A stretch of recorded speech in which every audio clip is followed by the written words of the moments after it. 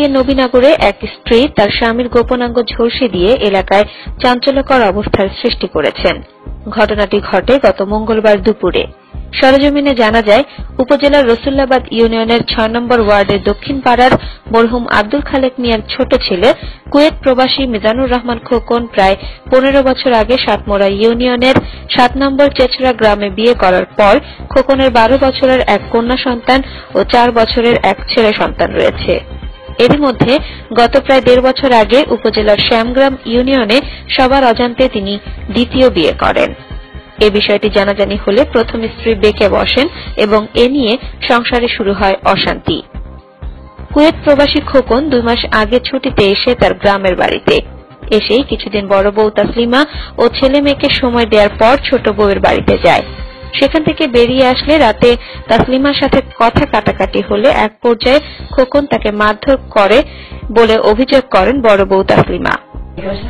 আমার স্বামী বিয়া করে লেগছে, আমার না জানাই আমি গেলাম, আমার মাইক বের করে তারপরে বিকিসতে হ্যাঁ আমি আসতে আমার একটা বাচ্চা সিজারে মারা গেছে।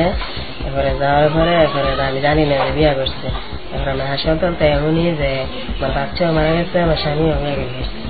সকাল পেরিয়ে দুপুর হলে কটূক্তি কথা পুনরায় বলতে থাকলে তাসলিমা রাগে ক্ষোভে গিয়ে ছোট ছেলের দুধ খাওয়ানোর জন্য ফোটানো রান্না করা গরম পানি শুয়ে থাকা খোকনকে পরনের লুঙ্গি তুলে তার গোপন অঙ্গে ঢেলে দেয়। খোকনের বড় ভাই মোহাম্মদ অলেক মিয়া দৌড়ে এসে তার ভাইকে এমন অবস্থায় দেখে স্থানীয়দের সহযোগিতায় নবীনগর সদর স্বাস্থ্য কমপ্লেক্সে নিয়ে গেলে প্রাথমিক চিকিৎসার পরে তাকে কুমিল্লা হাসপাতালে প্রেরণ করেন।